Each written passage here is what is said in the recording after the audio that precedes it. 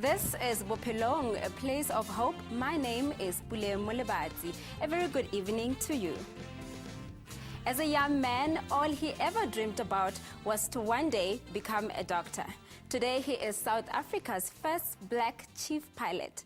The captain's life story is one with twists and turns, hardships, survival, and certainly a happy ending. In his interview with Bophelong, he narrated his extraordinary tale with us. Take a look.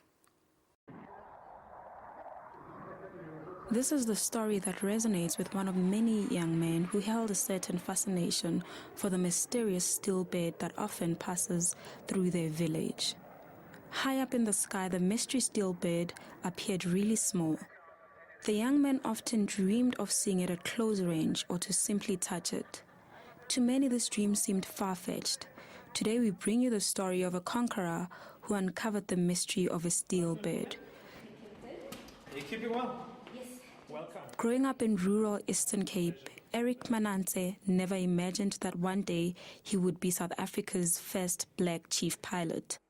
In his recent interview at his Pretoria home, he shared with Bophelong just how it all began. I used to see from time to time aircraft very, very high, flying, I would say now, obviously from either Durban to Cape Town or Cape Town to Joburg or sometimes East London to Johannesburg. So I used to see those aircraft very, very high, but it never really crossed my mind that that's something I wanted to do. Eric grew up in the small town in Izeli in the Eastern Cape. His family depended on his mother, who was the only breadwinner in the family. I have got one sister, and both my father and my mother passed away. In fact, my mother passed away last year in January, but my father passed away more than 10 years ago already. And yeah, I've got a big family in terms of my cousins and my uncles, my aunts. They are all still down in the Eastern Cape.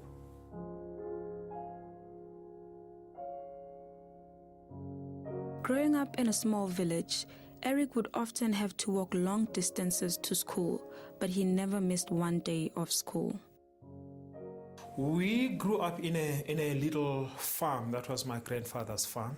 So it took us maybe a good 10 minutes to walk to our neighbors, the nearest neighbors that we had. So that on its own was actually quite nice. It was an adventure, just walking out from the little farm, going up to the village, playing with the kids in the village. So yeah, it was nice. Education was the only ticket to a better life for the Manentsa family. When Eric turned 16 years old, the family had to make the toughest decision. Eric's mother's income was no longer enough to keep him in school, so Eric and his mother decided that he will take a year off from school to work and save for his education. When I passed my primary school, when I had to transition out to high school, I actually had to break away for a year to go and work, to make sure that I've got the necessary resources to continue my studies. So that was not easy. I mean, I'm talking about around about 16 years or thereabout when I had to break away, go and work, literally for the whole year. So that was not easy. A year later, Eric returned to high school and would later complete his matric. Eric thought he would finally get one step closer to his dream of becoming a doctor by studying medicine, but his matric results could not afford him the opportunity to obtain the bursary. Once again, he was forced to put his dream on hold. I wanted to be a doctor. I wanted that white coat, but I knew when I went to work, there was one reason why I went to work, one purpose, one objective. It was for me to get money, to go back to school and to further my studies.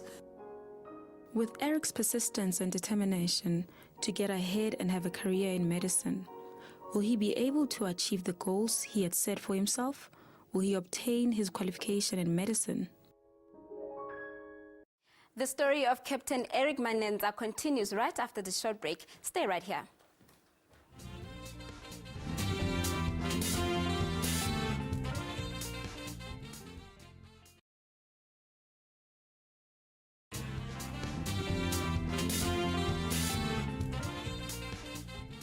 Welcome back to Bophelong, a place of hope. From Ezaleni in the Eastern Cape to jet setting across the globe, South Africa's first black chief pilot, Eric Manentsa, is a perfect example of what it means to dream big and, of course, the hard work that goes into turning those dreams into reality. Let's continue with his story. Eric Manentsa is a firm believer that education is the key to success. When his matric results could not afford him a bursary to further his studies, he worked and saved money to pay for his tertiary education. While working at Eskom, he came across an advert in the local newspaper that changed his life for good. I also stumbled across an advert on the local newspaper where the then Ciskei government was looking for pilots or young men to be trained as pilots up to the private pilot license. And I decided to venture into that. Eric joined the Aviation Academy. While in training, he fell in love with the craft and never looked back since. It's like a bug hitting you. It was when I was introduced into flying, then I realized that in fact we had about 3 sessions before we actually went for the full training. Obviously they were trying to filter out those that were not suited for flying. The very second session I went into the air, I knew that that's something I wanted to do. It was on a Monday, I can tell you that. It was on a Monday. Obviously we were very anxious, all of us, we were very anxious to get onto the aeroplane.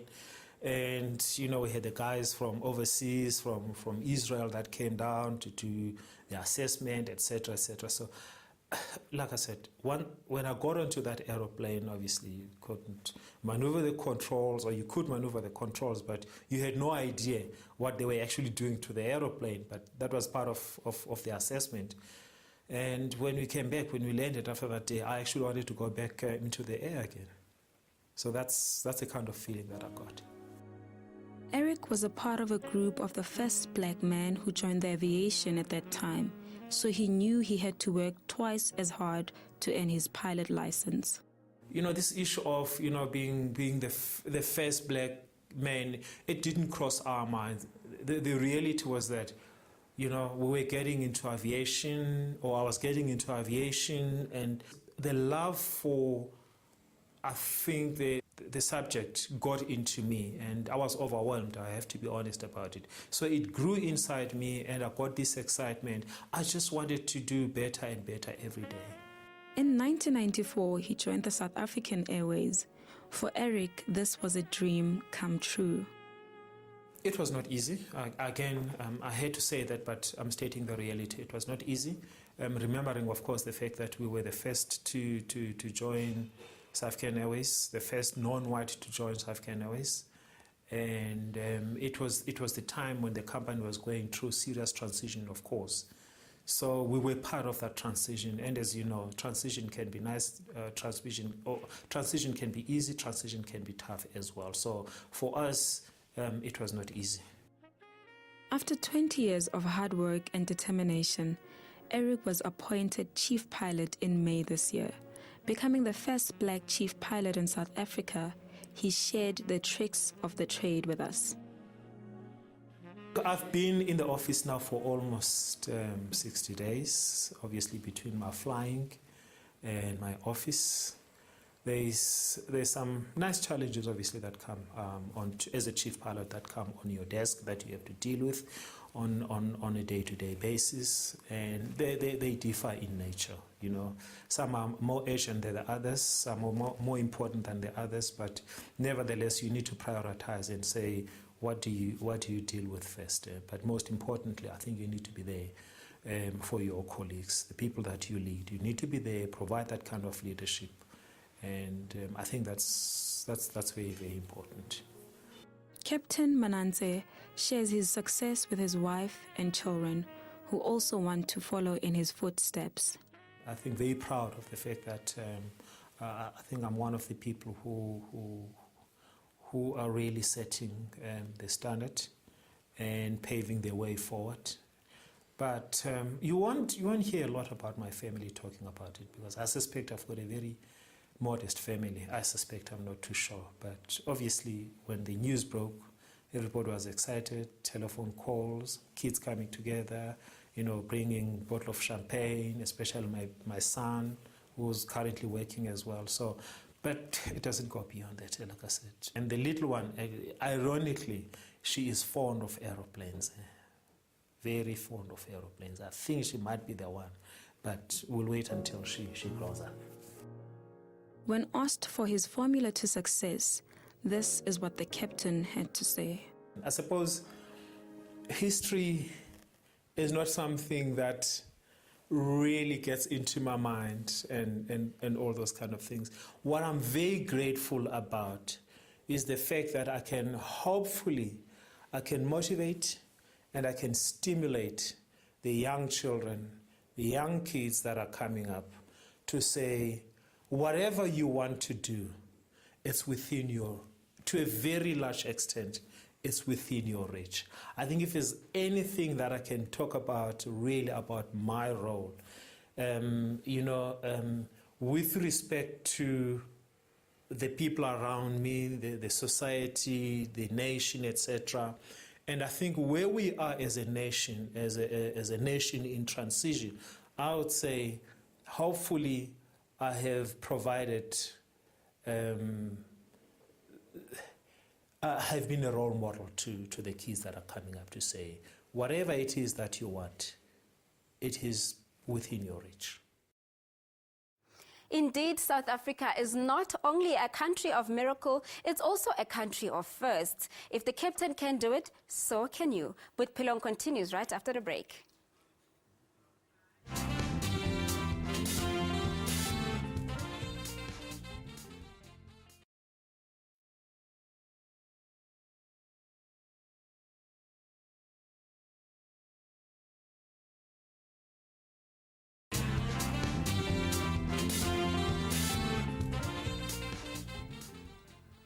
Welcome back. You're still watching Bophelong, A Place of Hope with me, Pule Molebati. Earlier on, we saw this inspiring story of South Africa's first black chief pilot, Eric Manentsa. And right now in studio to discuss the exciting world of aviation is Alan Rubek of the African Union Academy. Thank you so much for joining us this afternoon, Alan. Thank you very much, Puleng. It's really a privilege to be here. Okay. So, Alan, we've been looking at, the world of aviation and what does it really take to be in the world of aviation. Not many have the ability to make it into aviation. It takes a lot of guts and you really have to be passionate about it. So what are the prerequisites if you want to enter into aviation? Well, firstly, as you say, there must be a passion. A passion is, and it's actually a wonderful career. You have to obviously have subjects at school with the likes of mathematics, science, English, and then geography would also be, knowing the world, because that's what a pilot does. Yeah. It's an amazing world because you actually travel the world all the time and you're actually working, but you're on holiday, really. It's really wonderful. And having to interview South Africa's first black chief pilot, Captain Eric Manentsa, I picked up on the fact that, there still aren't many enough black pilots. Are we seeing a lot of young black men and women entering into the aviation world? Very much so. I would say especially in the last 6 to 7 years, there's been a growth of pilots. We are based in Mahikeng, in the Northwest Province. Yes. And we have a school called Africa Union Aviation Academy, whereby we are training people from all over the world and from South Africa. And I can very proudly say that 2 weeks ago, we actually had what we call the 3 Ts. Now, the 3 Ts, it's Tato Girl, Tato Boy, and Tabo. They're all people from the rural villages in Mahikeng, or should I say the Northwest Province. Yes. And they qualified as commercial pilots with instrument rating and multi-engine. And to promote aviation, we are now looking at making them instructors, so they too can teach the historically disadvantaged in our country. And there's such huge potential for them to be able to start learning to fly now. And of course, to those aspiring up-and-coming pilots, where does one get funding? Is funding still a problem if you want to get into aviation? Are there funding opportunities out there? Yes, there are. We would like to see a lot more funding because it's a very expensive career. But there's the TITA in South Africa, and there's also the Northwest government who are playing very, very important role in the sponsoring of pilots. We are now also looking at moving into the Northern Cape, where we've had very, very positive discussions whereby the Northern Cape government would also like to give the opportunity for the people to learn to fly. And you shared with me earlier that you've been flying for almost all your life. And right now you are the founder of the African Union Aviation Academy. What does it take to do what you do? I think, you know, in the sphere of aviation, you either become an airline pilot or you become an instructor. And my passion is to teach people. It's been my passion, and at this stage we've taught how possibly the school has had in the last 5 years, we've had over 600 pilots go through, which is a lot of pilots, and it's from all over South Africa, which is very, very nice, and especially seeing the young black ladies coming through now. Yes, yes. And people of all race. It's really, really wonderful. And Alan, also the question that I wanted to ask was, are we, as South Africans, are we able to now say that, you know, the opportunities are out there and they are enough for everybody else that want to enter into any profession? But now, because we're talking specifically about aviation, what are the challenges, especially if you have to get into flying school and then having to earn your pilot license? Can anybody that's got the goal and they want to be able to get where you are today, can anybody be able to achieve this? Yes, it's a very expensive to go out and get it, but you know, the passion is so strong that you find that we've even had some people working in the restaurants just to make sure that they can make ends meet, and you know, you can't pay for your license, but they make ends meet by going to as much, do whatever they can in order to get money. And I think it's so important that aviation is such a special career that we should really look at training people, and especially in our country, because we need pilots, and I think the more pilots we can get, and we are known as one of the world's best academies, well, I beg your pardon, the world's best aviation syllabuses in the world. Yes. Okay. And you mentioned funding earlier on. What are the funding opportunities that are available that people can look out for? Right, well, you can apply to TITA, and then you can also talk to the government, the different spheres of the government. The Department of Transport is one that especially would be a good one to talk to as far as funding is concerned. And then possibly education. The Department of Education would also lend a helping hand. What are the stages that one has to go through to finally get your license to fly solo?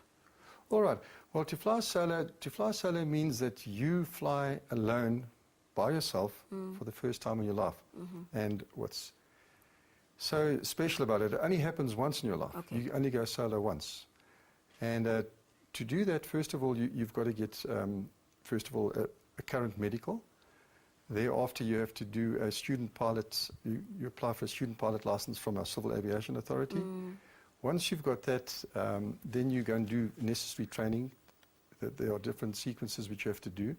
And then you have to show not only the instructor, but you show yourself you have the ability to take off and land for the first time. And that's what a first solo's about. It only happens, it's a memory that everybody carries for the rest of their life. You never forget that. I can imagine. So, Alan, what does it take to get the first PPL? To get the first PPL, you need 40 hours. And then you need to do 8 subjects. And once again, you need the medical, and to pass the navigation, which is flying from A to B, flying, for argument's sake, from Johannesburg to possibly Pilanesberg, and then to Bophelong and back here again, to show your ability that you can navigate, because you become pilots to be able to fly to different destinations. And then you also have what you call the practical flight test, which is the test whereby you show your skills to be able to handle stalling, steep turning, descending, taking forced landings, and then the theoretical side, which I've already mentioned. Yes. You mentioned earlier on about the medical aspect that one has to undergo. So what are we talking here when we're looking at, in terms of being fit? What does one have to do, I mean, in terms of their fitness? Well, I think as a pilot, you have to be fit. You've got to watch your weight, and you've got to make weight. Yes. So weight really does count. Weight does play an important part. And to be physically fit, you know, to make sure you get your exercise and to just have a good, healthy body and a healthy mind. So now, if I want to get into aviation, and I've seen online, there's quite a lot of aviation school and flying school out there. How do I pick the right one? I would say to get the right school, you must have a school that has passion. So when you go to your school, and it must have a certified syllabus whereby you have time limits in which to complete your course. It's not getting there and do it day by day. You must have a structured course. At the end of every single week, you must have a progress report, which will get sent to, depending who is funding the pilot. And you've got to keep hands on, and actually the pilot becomes, as an instructor, becomes part of your life. You've got to take him through every phase, and if he has a problem, you have to identify the problem. Now, if you cannot break through on that problem, you get another instructor in, because some people are different. But the big thing is I would say, you must have also a well-renowned and aviation certified academy, or an approved ATO. Just to look at current affairs, you know, we've had quite a lot of accidents that have happened in aviation worldwide. Everybody has been paying attention to quite a bit of accidents. Do this impact on young aspiring pilots in a negative way? Will it scare them and think, I don't want to fly anymore? What's your take on that? Yes, I think it has a negative impact on the world, you know, people in general, but on pilots it has. And it just makes you say to yourself, listen, I've really got to up my game all the time. And that is one thing about flying. You've got to keep current, you've got to do recency, you've got to fly, you've got to train all the time. It's a matter of you train for the rest of your life. You know, one would think that because aviation is such an exciting profession, and I personally admire the pilots. I wish I had the guts to fly. I have a fear of flying. So the question I wanted to ask is, are there many job opportunities? Are you guaranteed a job the minute you get your license? No, you aren't guaranteed a job. Now, what I recommend people do is possibly to go out there and look for a job. It doesn't matter what you have to do to try and get into a job, whether you even work behind a desk, but you already have your license. And then, yes, and also, as I said, to become an instructor, and just to be around and keep sending out your CV. Yeah. And because it's a very, very expensive career. And to get that job, when you do get your job, look after it. And as you well know, in aviation, new technology every single day, every single week, so you've got to keep up your game all the time. So now, this is for me. I do apologize to the viewers at home. What's your life like as a man who's been flying most of his life? So what is your schedule like? My schedule is fairly hectic. You know, we get up in the morning and we're either teaching or we're busy flying somewhere. And but it's a wonderful career. You know, you think, oh goodness, tomorrow I'm going to Hong Kong, for argument's sake. Oh, so you never really know where you're going to end up. You're just always ready to jet set across the globe. Yes, and that's hence you've got to be ready at all times, upping your game all the time. Okay, really is exciting. Thank you so much, Alan, for coming through this afternoon. Thank you very much. Thanks. And that's how we wrap up Bophelong this week. Thank you so much for tuning in. Be sure to tune in next week as we discuss the skin condition that is vitiligo. As for now, it's a goodbye from us right here on Bophelong.